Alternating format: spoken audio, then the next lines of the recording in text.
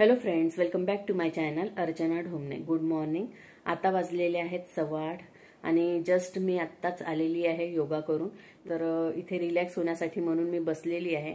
मी म्हटलं चला आत्ताच आपण ब्लॉग स्टार्ट करूया. तर आपलं श्रावण सुरू झालेलं आहे आणि श्रावणामधले सण सुद्धा सुरू झालेले आहेत. ज्योती झालेली आहे, आता त्याच्यानंतर नागपंचमी आहे. तर आजची नागपंचमी आहे. सगळ्यात पहिले नागपंचमीच्या तुम्हा सगळ्यांना खूप खूप शुभेच्छा. तर आता पारोसे काम आहेत ते करून घेते. कपड्यांच्या घड्या करणं आहे, झाडांना पाणी वगैरे टाकायचं आहे आणि त्याच्यानंतर मग आंघोळ करून घेते. तर आमच्या इथे कढईची पूजा असते. तर सगळ्यात पहिले आंघोळ झाल्यानंतर कढईची पूजा वगैरे करून घेणार आहे. मग तो प्रसाद घेऊन मंदिरात जावं लागतं.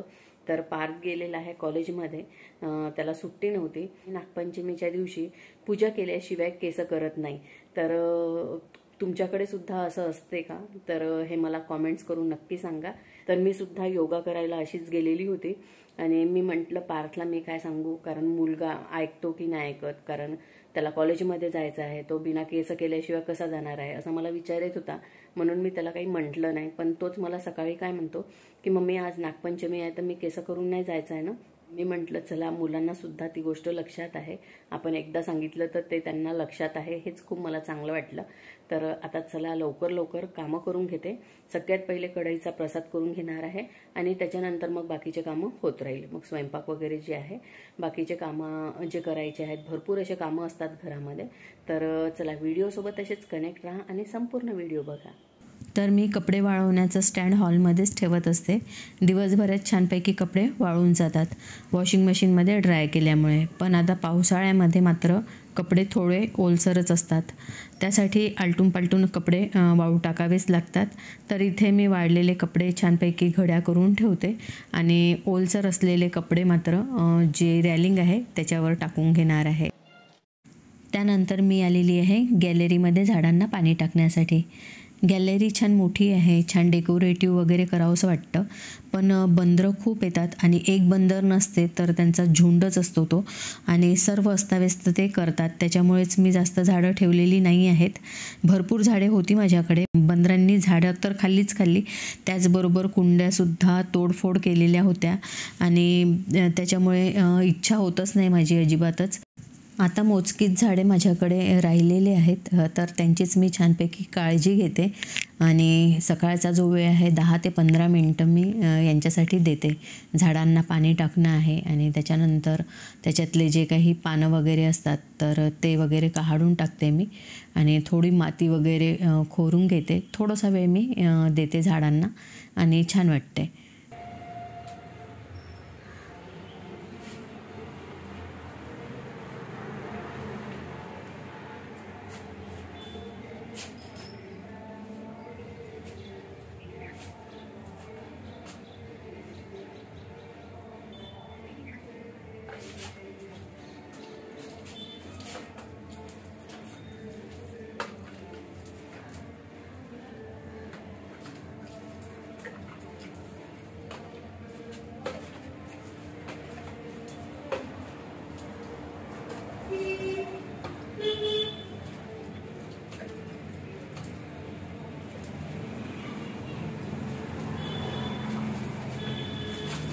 तर हे आहे तुळशीचं झाड आणि तुळशीचं झाड छान मोठं होतं. पण मी माझ्या भाच्याच्या लग्नाला 5-6 दिवसासाठी गेली होती आणि त्याच्यामुळे झाडांना पाणी देण्यातच आलं नाही आणि यावेळेसचा उन्हाळा तर इतका भयंकर होता, त्याच्यामुळे तुळशीचं झाड वाळून गेलं. पण मंजुळा टाकल्या होत्या त्याच्यामुळे छान छोटंसं रोपटं आलेलं आहे. आणि हे आहे कढीपत्त्याचं झाड. तर कढीपत्त्याचं झाडसुद्धा बंदरं खाऊन घेतात. आता मध्ये मी छानपैकी झाडांची कटिंग केलेली होती आणि त्याच्यानंतर छानपैकी ग्रोथ झाली होती आणि मी शक्यतोवर घरचाच कढीपत्ता यूज करते. तर मी स्टोअर करून ठेवलेला आहे कढीपत्ता तोडून. त्याच्यानंतर हे एक झाड आहे. हे मी नवरात्रमध्ये एका शोमध्ये गेलेली होती जजिंग करायला, तर तेव्हा मला त्यांनी भेटवस्तू म्हणून हे झाड दिलेलं होतं. या झाडाचं मला नाव माहिती नाही आहे, पण जेव्हा दिलेलं होतं तेव्हा खूप छोटंसं झाड होतं. आता खूप मोठं झालेलं आहे आणि याला मध्येच अशी एक फांदी फुटते आणि अशाच प्रकारे त्यांना लागलेलं असतात फ्लावर वगैरे. तर तेच तोडून मी दुसऱ्या कुंडीमध्ये लावलेलं आहे, बघू शकता तुम्ही. तर छान यालासुद्धा मस्त ग्रोथ आहे. तुम्हाला जर या झाडाचं नाव माहीत असेल तर प्लीज कॉमेंट्स बॉक्समध्ये नक्की सांगा. आणि या कुंडीमध्ये हे जे झाड दिसत आहे माहिती नाही आहे कशाचं आहे, असंच लागलेलं आहे. ते बघू मोठं झालं म्हणजे काय फुलं लागतात की काय, तर नाहीतर मग मी ते तोडूनच देणार आहे.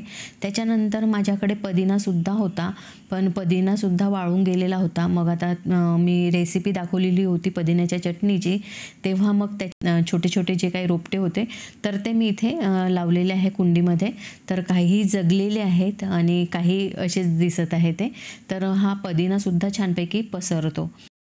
त्याच्यानंतर हे आहे गुलाबाचं झाड आणि छान गुलाबाचं फुलही लागलेलं आहे आणि कळी पण आलेली आहे. तर हे झाड माझ्या मैत्रिणीने मला 1 वर्षा पहिले दिलेलं होतं. तर हे सुद्धा छान दिसतं, पण याचं जे गुलाबाचं फूल आहे खूप छोटं आहे, पण छान दिसतं दिसायला. आणि हे आहे जास्वंदाचं झाड. तर हे सुद्धा माझ्या मैत्रिणीने मला दिलेलं होतं. त्याच्यानंतर आहे मनी प्लांट. ते याचीसुद्धा मी कटिंग केलेली आहे आणि याच्यातले जे येलो पान वगैरे आहे मगाशी मी काढून घेतलेलं आहे. छान स्वच्छ वगैरे करून घेते कुंड्या. आणि त्याच्यानंतर हे सुद्धा शोचं झाड आहे. तर याचे नावं तुम्हाला माहीत असेल तर प्लीज सांगा, मला अजिबात माहिती नाही आहे. आणि हे सुद्धा छोट्या कुंडीमध्ये मी मनी प्लांट लावलेलं होतं. या कुंडीमध्ये मी इंडोअर प्लांट आणलेलं होतं, पण ते वाळून गेलेलं होतं, तर त्याच कुंडीमध्ये मी मनी प्लांट लावलेलं आहे. आणि या कुंडीमध्ये कोरफड लावलेलं आहे. तर बघू शकता छोटंसं गार्डन आहे माझं. तर मला या गार्डनमध्ये 15 मिनटं घालवायला खूप आवडतात. तर अशा प्रकारचं माझं गार्डन आहे आणि ते तुम्हाला कसं वाटलं हे नक्की सांगा. तर हे कामं तर झालेलेच आहे. आता आंघोळ करून घेते आणि त्याच्यानंतर भेटते तुम्हाला. तर इथे माझी आंघोळ झालेली आहे आणि साईडनी चहा मांडलेला आहे, दूध गरम करायला ठेवलेलं आहे आणि इथे प्रसादाचा शिरा करून घेते, जी कढई म्हटलेलं आहे. तर कढईची पूजा करून घ्यायची आहे, त्यासाठी हा प्रसादाचा शिरा मी इथे करून घेत आहे.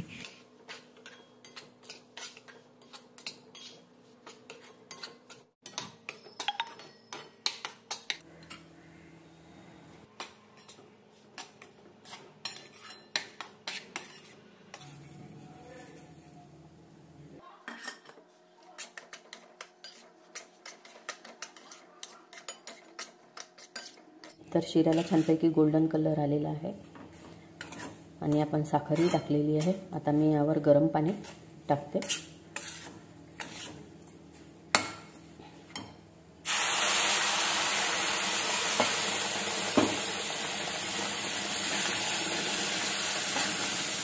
हे छान आपल्याला मिक्स करून घ्यायचं आहे.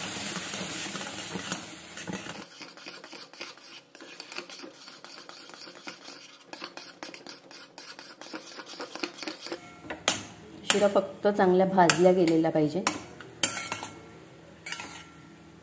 आता मी गॅस बंद केलेला आहे. बघू शकता मस्त मोकळा झालेला आहे शिरा. तर अशा प्रकारे कढई आपण इथे ठेवलेली आहे. तर आता या कढईची पूजा होईल आणि त्याच्यानंतर मग मंदिरात प्रसाद घेऊन जाते. तर पूर्वतयारी मी इथे करून ठेवलेली आहे.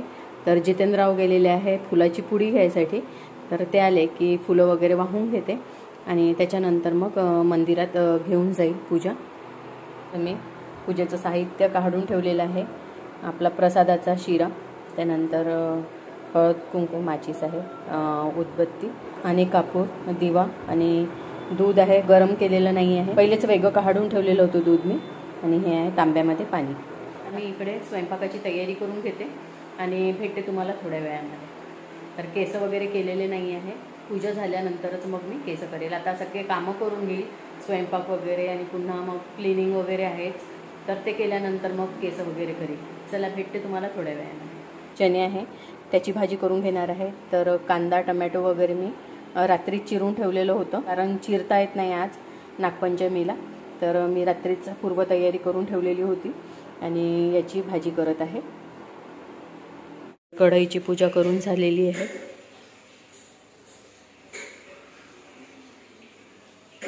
इथे धूपबत्ती लावलेली आहे.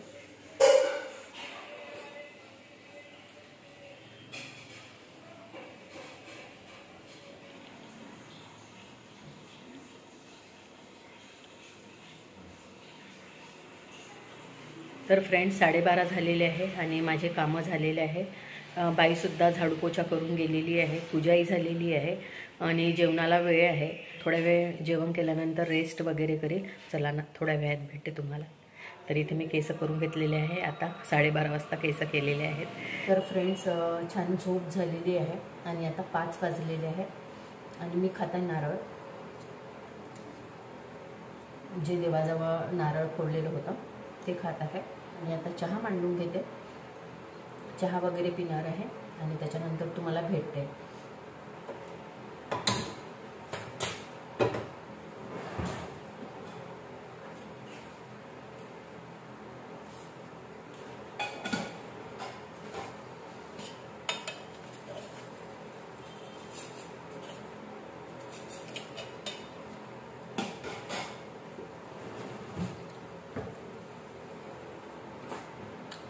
चहा शिजत आहे तोपर्यंत मी एक टिप देते तुम्हाला नारळाच्या बाबतीत. तर जेव्हा नारळ ओलं राहते आपण फोडतो आणि हे जे नारळ आपण काढायला जातो तरी काढला जात नाही, ते खूप हार्ड असते, निघत नाही लवकर. त्यासाठी आपल्याला काय करायचं आहे, हे जे नारळासोबतच ही जी कवटी आहे नारळासोबतच आपल्याला फ्रीजमध्ये ठेवायची आहे 1-2 तास. त्याच्यानंतर अगदी इझिली निघून जाते चाकूच्या सहाय्याने, जास्त वेळ लागत नाही. तर मी मोठं जे नारळ आहे फोडलेलं फ्रीजमध्ये ठेवलेलं आहे, अगदी लवकर निघते. तर ही टिप खरंच करून बघा तुम्ही. आणि चला आता चहा पिऊन घेते आणि भेटते तुम्हाला थोड्या वेळात.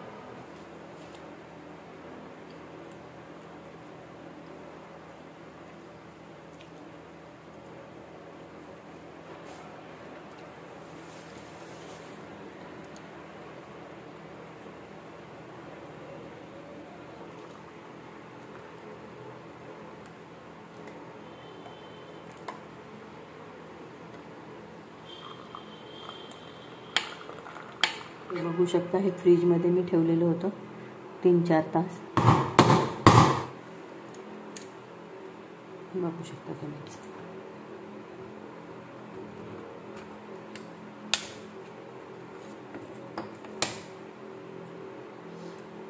तर फ्रेंड्स, अशा प्रकारे मी तुम्हाला सांगितलेलं आहे नारळ किती इझिली निघून जातं. नाही तर खूप असं आपल्याला चाकूने वगैरे करावं लागतं आणि ते निघत नाही. तर चला, तर आता 9:30 झालेले आहे. आता गॅसचा ओटा परत एकदा क्लीन करून घेते. काय झालं माहिती नाही, पण माझ्याकडे पहिले किडे वगैरे कधीच होत नव्हते किचनमध्ये, पण यावेळेस झालेले आहेत. तर का बरं झाले मला माहिती नाही आहे. मी नेहमी सगळ्यांना म्हणायची माझ्याकडे किडे वगैरे काहीचा हा प्रकार नाही आहे वगैरे, आणि ते झालेले आहेत. तर आता त्याच्यासाठी ना, हे म्हणजे एका याच्यामध्ये मी पाहिलेलं होतं की बोरिक पावडर थोडंसं पाण्यामध्ये ओलं करून आपल्याला टिश्यू पेपर किंवा पेपरवर ते असं टाकून द्यायचं असते. त्या सुगंधाने किडे चालले जातात वगैरे. तर आता हे करून बघते मी आणि खरंच जर सक्सेस झालं तर मी तुम्हाला सांगेल की खरंच फायदा झाला का मला. आणि जेलसुद्धा आणलेलं आहे, दाखवते.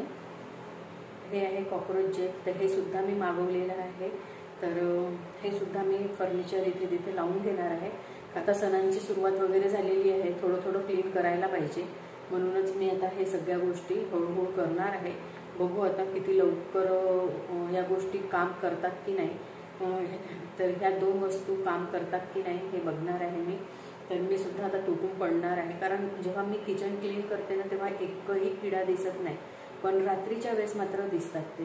आणि पहिले दिसतच नव्हते, होतेच नाही पहिले, पण माहिती नाही का बरं झाले. तर आता गॅसचा ओटा तुम्हाला क्लीन दिसतच असेल, पण परत एकदा क्लीन करते आणि त्याच्यानंतर याची पेस्ट बनवते आणि ते इथे ठेवून देणार आहे. सुरुवातीपासूनच माझ्याकडे ना तिथे कुंडी राहते, तर जास्त तिथे रेड कलरचे फ्लावरचीच कुंडी ठेवत असते तिथे. तर तिथे सुद्धा ना ते जे कुंडीमध्ये थर्माकोल असते ना, तर ते बारीक बारीक पावडर झालेलं होतं. तर आणि मी झटकायला गेली तर तिथे सुद्धा किडे होते, तर मी ती फेकून दिली. तर मी म्हटलं त्याचे अंडे वगैरे असले की मग अजून ते जास्त त्रास होईल त्या गोष्टीचा, म्हणून मी ठेवलेलं आहे. जोपर्यंत हे किडे वगैरे जात नाही तोपर्यंत आता तिथे कुंडी मी ठेवणार नाही आहे. तर लवकरात लवकर आता दाखवतो मी तुम्हाला कशा प्रकारे ठेवणार आहे. सगळ्यात पहिले हे क्लीन करून घेते आणि त्याच्यानंतर मग तुम्हाला दाखवते. तर अशा प्रकारे आजचा आपला नागपंचमीचा जो सण आहे तो असा आपण साजरा केलेला आहे. अगदी सिंपल असते माझ्याकडे, मी खूप जास्त तामझाम लावून घेत नाही, त्या गोष्टी इझी करते आणि मनापासून करते. देवाचं करायचं असलं तर मनापासून करते आणि खूप सोप्यात सोपे, मला त्रास होणार नाही किंवा घरातल्या कुठल्याही व्यक्तीला त्रास होणार नाही या पद्धतीने करते. तर चला आता गॅसचा ओटा क्लीन करते आणि मग दाखवते तुम्हाला पेस्ट करून.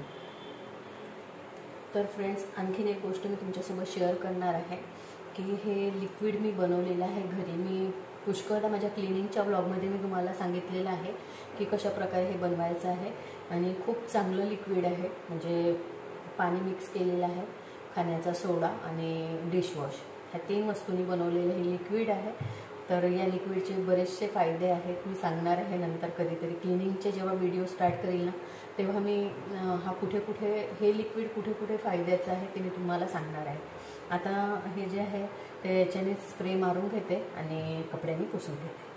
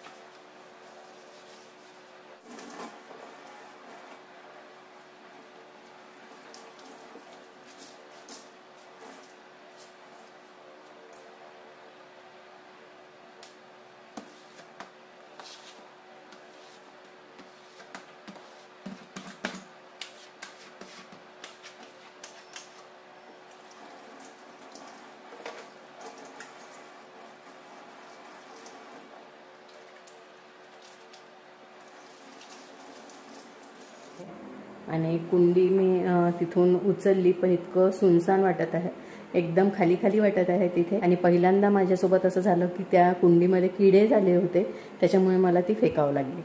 तर त्याचा तर आता किड्यांचा नायनाट तर करणारच आहे मी आणि तुमच्यासोबत सुद्धा शेअर करणार आहे की ते किडे गेले की तसेच्या तसे आहेत. तर बघू शकता आता क्लीन केलेलं आहे. आता आपण काय करणार आहोत ते सांगते तुम्हाला. आहे ट्रायपॉड अचानकच सुटलं.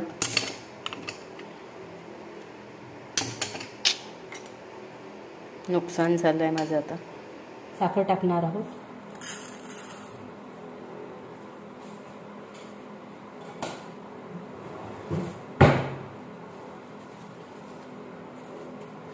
तर इथे अंदाजाने आपल्याला टाकायचं आहे, किती पावडर बनवायचं आहे त्या हिशोबाने.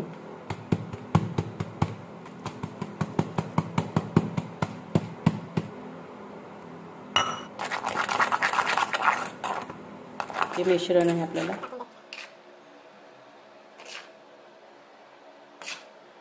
करून बघू आपण, फायदा झाला तर छानच आहे.